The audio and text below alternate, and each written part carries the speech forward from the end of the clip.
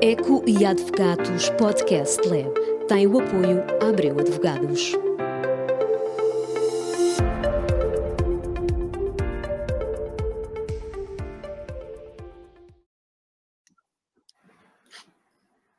Ora viva, bem-vindos a mais um episódio do webcast do Eco com a Abreu Advogados. Comigo tenho o António Andrade, ele é sócio da Abreu Advogados, é advogado, especialista em propriedade intelectual e também focado aqui no setor farmacêutico.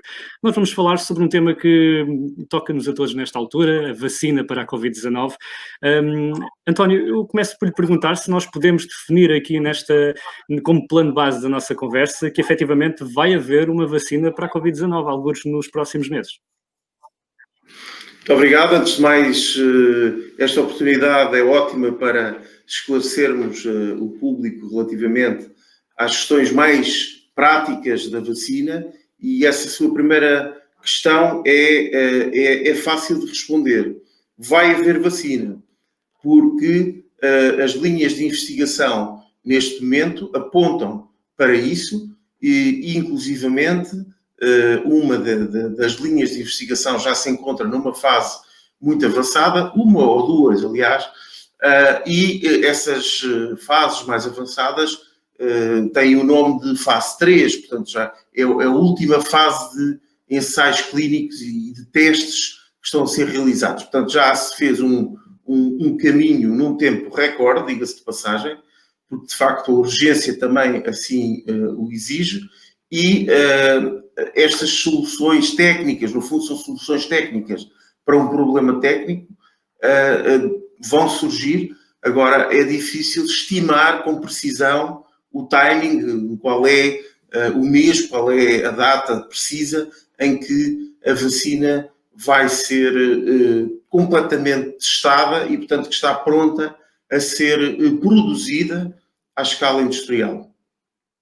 Mas podemos apontar para, possivelmente para o próximo ano. Há várias estimativas, claro que não passam disso mesmo, muitas estimativas, mas sim, falemos numa janela de anos ou de meses.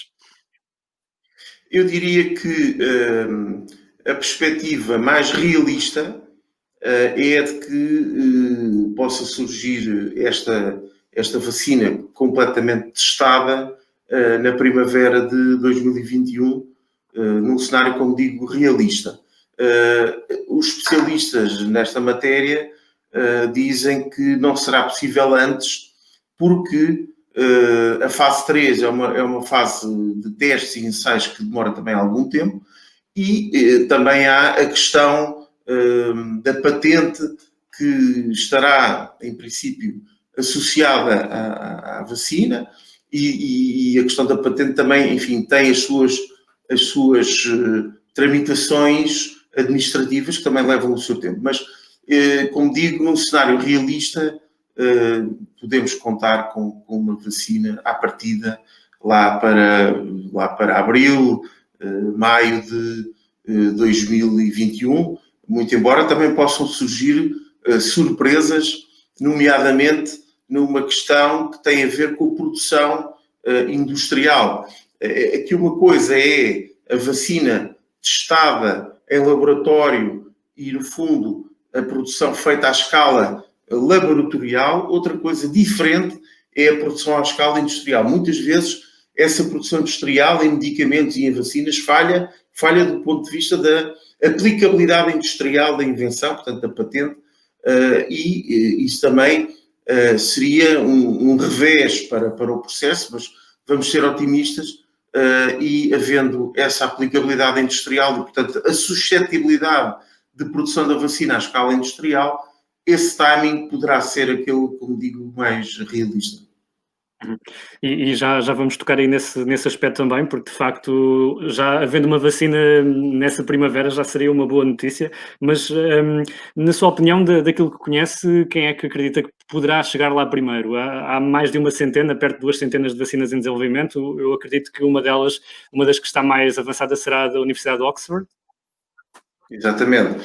Essa será, em princípio, a linha de investigação mais avançado. Eu digo em princípio porque, como digo, podem surgir desenvolvimentos e até mesmo, usando uma terminologia mais corrente, surpresas, não é? Positivas, mas como a parceria entre a Universidade de Oxford e a empresa AstraZeneca é aquela linha de investigação que está já na fase 3 e inclusivamente, há também um aspecto muito, muito curioso e que deveria constituir um grande exemplo para todos os países, sabendo-se desta investigação e sabendo-se, acima de tudo, do estado avançado em que ela se encontra, o governo britânico já disponibilizou as verbas para a construção de uma instalação fabril pronta a entrar em funcionamento assim que a vacina e, portanto, toda a investigação seja concluída. Isto é, de facto, um grande exemplo, como disse, porque permite poupar tempo. Agora, naturalmente, tem que haver financiamento, e são financiamentos também, obviamente, muito elevados. Não é? Mas fala-me de uma e coisa... sobre risco, uma coisa... sobre risco. Um grande risco, peço desculpa só de acrescentar este aspecto, é um risco porque se o resultado final não for alcançado, entretanto, as instalações fabris já estão prontas e foi dinheiro gasto e que pode, enfim, de alguma forma ser desperdiçado, não é? Pois, uma coisa é encontrar a vacina, outra coisa muito diferente é distribuí-la. Quais são as dificuldades que antevê que possa haver nesse plano de fazer chegar a vacina não só ao país que a produz, mas também a toda a comunidade que necessita dela, e estamos a falar do mundo todo no geral, e também especificamente àquelas comunidades mais vulneráveis que também vão precisar desta vacina? Pois, essa pergunta é de facto muito, muito relevante e pertinente porque há duas realidades completamente diferentes. Uma tem a ver com a síntese do medicamento, uma molécula ou a solução técnica de uma vacina. Outra coisa completamente diferente é a distribuição do medicamento ou da vacina, neste caso, à população que dela carencia. Ora, nós, na maior parte das situações, temos medicamentos para determinadas indicações terapêuticas e o universo de doentes que precisam do medicamento é muito menor do que o universo que estamos aqui a falar e a confrontarmos, porque é a população mundial, é toda a população mundial.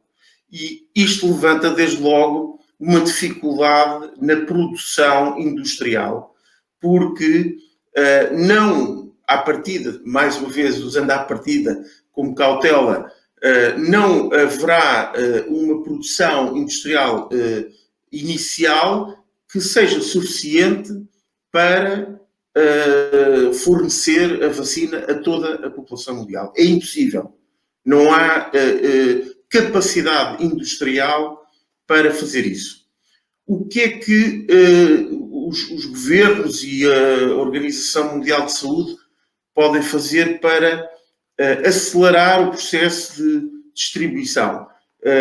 Fazer acordos com a empresa ou parceria que lá chegar primeiro à vacina, acordos no sentido de obter o seu consentimento para que a produção seja feita por terceiros e não sob o controle direto da empresa farmacêutica ou da parceria, de modo a que isto depois seja disseminado por todo o mundo em termos de produção da vacina. E esse acordo, à partida, também terá que surgir, uma vez que se espera e é natural que a vacina esteja protegida sob patente. E, portanto, é preciso o consentimento do titular da patente para que terceiros possam usar a solução técnica e possam produzir industrialmente a vacina. Mas há uma coisa muito, muito interessante, que é o facto de estarmos a falar de um projeto que é colaborativo, portanto, que interessa a toda a gente, em que estão a ser canalizados milhares de milhões de euros e de dólares para esta investigação e desenvolvimento. Portanto, sendo muitas vezes dinheiro público que está aqui envolvido, a vacina não deveria ser pública. Como é que funciona aí a questão da patente que está a falar?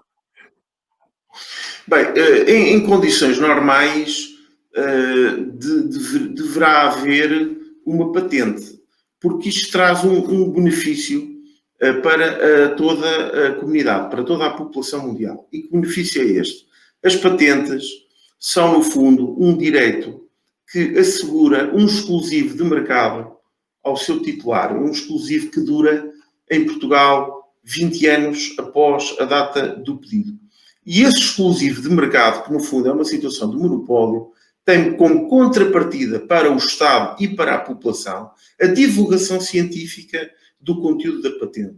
E esta divulgação científica vai permitir a melhoria da solução técnica que está contida na patente e a melhoria para, por exemplo, mutações do vírus ou para vírus da mesma família que venham a surgir. Portanto, esta vantagem da divulgação pública através da patente da investigação científica é claramente compensadora relativamente ao exclusivo de mercado que a patente assegura. A sua questão é, de facto, muito complexa no sentido que porque é que isto não é público? Porque é que não as empresas não, ou a empresa que lá chegar primeiro não abdica do seu direito de patente e chega a acordo noutros moldes. Ora, isso é possível. Teoricamente, isso é possível. Porque há formas alternativas de a empresa que lá chegar primeiro acordar com os Estados uma utilização por todos, por terceiros, portanto, com o seu consentimento, sem necessidade de haver o exclusivo de mercado da titular da patente. E essas alternativas podem ser, enfim, soluções jurídicas mais complexas, que eu não vou aqui abordar, mas que, do ponto de vista prático, significam que o processo de fabrico da vacina por terceiros, sem ser o titular da patente, ou mesmo não havendo patente, vai ser agilizado, vai ser facilitado. E, portanto, não será quando os cenários patente... passe pelo Estado, ou seja, fazer uma espécie de declaração de que aquele produto, aquela vacina é de interesse público e, de certa forma, se uma empresa quiser reter esse controle exclusivo de uma forma que seja lesiva para os interesses públicos, que possa haver aqui uma intervenção do Estado. Sim, essa seria a situação limite e mais radical. Não haver um entendimento entre o titular da patente e o Estado e o mecanismo legal que existe é esse mesmo, ou a expropriação da patente, como já aconteceu no Brasil, no surto inicial do HIV. Houve uma expropriação da patente com, obviamente, compensação possível financeira para o seu titular, mas há outras soluções também menos radicais, que são as licenças obrigatórias. A empresa é obrigada a conceder uma licença ao Estado por causa desse interesse público manifesto. Mas eu creio que nós não vamos chegar a essa solução. Creio que haverá bom senso, quer da empresa farmacêutica, quer do Estado, haverá bom senso na negociação de um acordo que permita, como digo, o fabrico imediato e o uso da solução técnica que seria patenteável por terceiros, mediante, obviamente, contrapartidas para o Estado e contrapartidas também para quem lá chegou. Porque para chegar lá, apesar de haver um grande investimento público que foi canalizado por vários Estados para a investigação, há também quantidades muito elevadas de investimento que são da própria empresa ou da própria parceria, neste caso que falámos há pouco, embora também possa surgir a vacina de outras empresas. Por exemplo, a Sanofi também está num estado muito avançado. Vamos ver quem é que chega primeiro. Mas isto eu queria deixar muito claro. Estou completamente confiante que haverá um bom senso, justamente porque trata-se de uma pandemia e, portanto, não há aqui nenhum entrave, quer da propriedade intelectual, quer de aspectos financeiros, para que a vacina seja imediatamente produzida e distribuída. A questão da distribuição depois será também outro problema, não é? Porque vai levar o seu tempo. Mas começando o processo e havendo aqui a intervenção também de entidades públicas, no seio, por exemplo, da União Europeia, do ECDC, que é o Centro Europeu de Prevenção e Controlo da Doença, haverá seguramente aqui uma solução rápida e eficaz para que toda a gente tenha acesso a esta vacina. Não teme que isto seja um motor de certa forma, de problemas geopolíticos?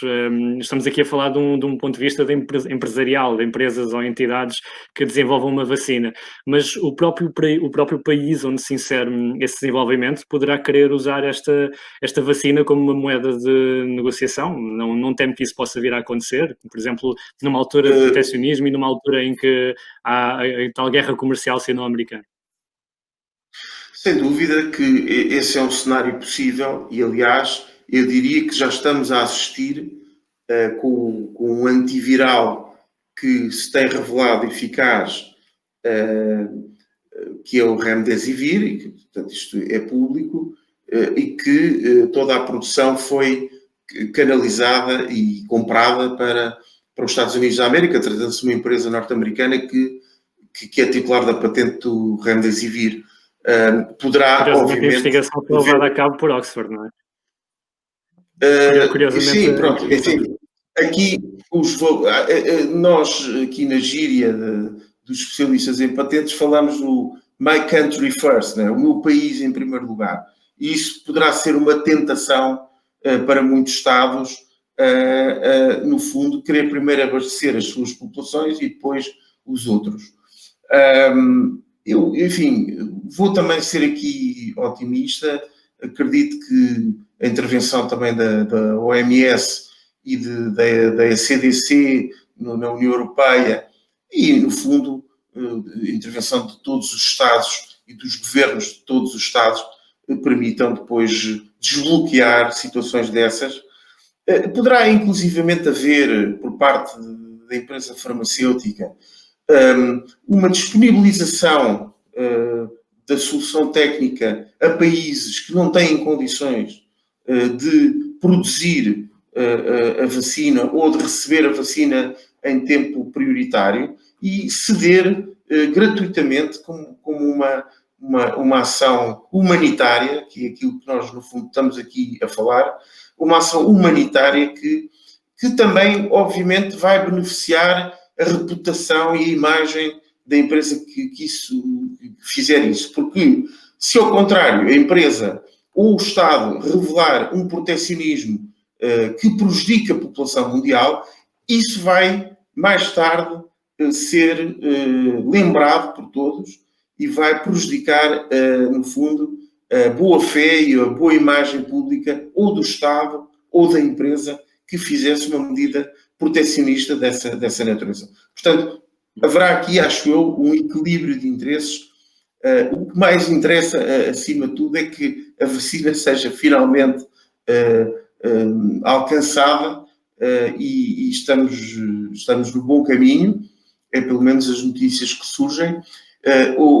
Antes de ontem, houve na Fortune, na revista Fortune, houve a publicação de uma entrevista aos CEOs da Novartis e da Bristol Myers Squibb, que são duas das maiores empresas farmacêuticas, e foi uma entrevista a ambos muito, muito curiosa, porque pela primeira vez, nestes termos, pela primeira vez, obviamente já tinha havido cooperação entre empresas farmacêuticas na investigação de determinado medicamento ou vacina, mas esta cooperação pioneira e esta troca de informações entre as empresas, das suas livrarias de moléculas e livrarias farmacêuticas, como se chama, tem sido exemplar e, portanto, esqueceu-se de momento a concorrência que existe entre estas empresas, esqueceu-se em benefício de toda a humanidade, e é assim que as coisas devem funcionar, e, portanto, os CEOs destas duas empresas vieram dar conta de que o processo de cooperação está a correr muito bem. Mesmo nesse caso, estamos a falar de cooperação, a concorrência não teria aqui também um papel catalisador, um papel de incentivo a este desenvolvimento? Ou nós estamos a falar em planos diferentes, estamos a falar de vidas humanas e, portanto, todo o que estamos habituados a ver a nível de concorrência de mercado ganha toda uma nova... torna-se diferente. Eu creio que ganha uma nova dimensão, sem dúvida. A concorrência é salutar, porque a concorrência assegura a competitividade e portanto, obviamente, desde que seja uma concorrência de acordo com a lei, é salutar. Agora, estamos a falar num cenário catastrófico e um cenário que, inclusivamente, em determinados países está a piorar, não é? E, portanto, tem que haver este bom senso, mais uma vez uso esta expressão do bom senso, para que, por momentos, se não digas se esqueça, mas que se desvalorize a questão da concorrência, que se desvalorize como objetivo imediato o lucro que a solução técnica da vacina possa trazer a determinada empresa. Porque eu acho que é mais importante para a reputação da empresa o facto de ter sido a primeira a chegar à solução técnica eficaz do que os lucros que adviriam da comercialização da vacina. Em termos de imagem, em termos de mais importante o ganho intangível. Um ganho intangível, sem dúvida, e isso é um aspecto que mais tarde vai refletir-se também, naturalmente, no negócio das empresas e as pessoas vão confiar no goodwill da empresa para esse efeito. Do ponto de vista da patente, se num cenário futuro houver uma nova estirpe deste coronavírus, esperemos que não, mas havendo, é possível haver aqui algum mecanismo judicial que permita que outras empresas trabalhem sobre o trabalho já feito por parte de outra entidade? Em princípio, o uso de uma patente por terceiros carece do consentimento do titular, nos termos da lei. O acesso, o uso da patente. Agora, a informação científica que a patente proporciona vai ajudar outras empresas na procura de soluções técnicas para mutações do vírus ou para novos vírus da mesma família. Agora, o uso da patente carece do consentimento. Se um tribunal pode obrigar a titular da patente a divulgar aspectos confidenciais da solução técnica a terceiros sem mais, não pode. Não pode porque estaria a violar a lei. Para isso existem então os tais mecanismos de licença compulsória ou obrigatória ou necessário mais radical da expropriação. Portanto, não é possível, assim, nestes termos, que os terceiros possam usar a patente sem o consentimento do seu titular. Muito bem. António Andrade, até lá vamos ter que aguardar por essa vacina e creio que todos os que nos estão a ver anseiam que ela chegue para podermos retomar as nossas vidas dentro do que é possível. Ficou alguma coisa por dizer em relação a este assunto? Bem, há muita coisa para dizer, nós ficaríamos aqui muito tempo a falar.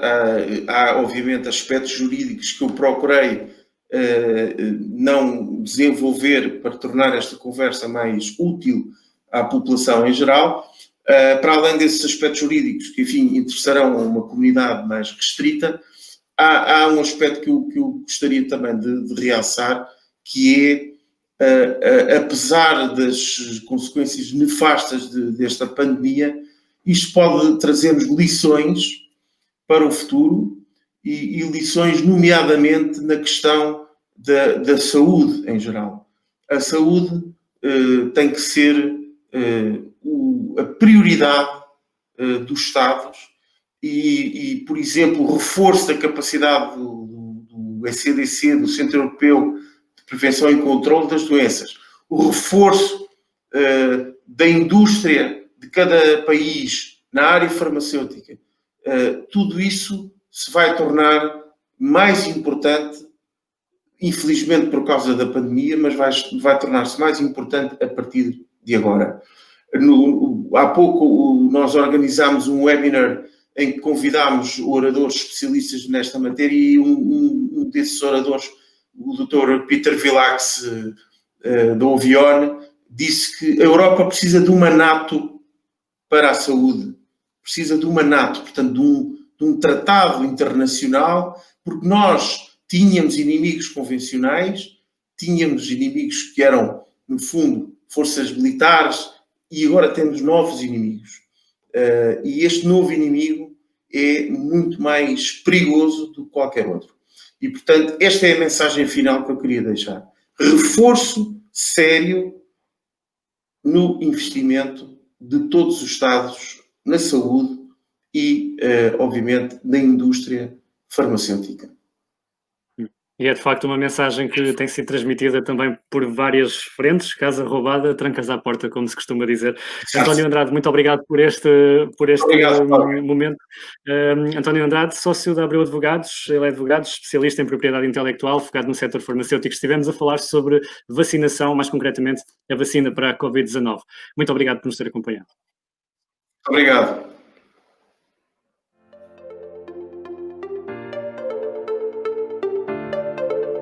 Eco e Advogados Podcast Lab teve o apoio Abreu Advogados.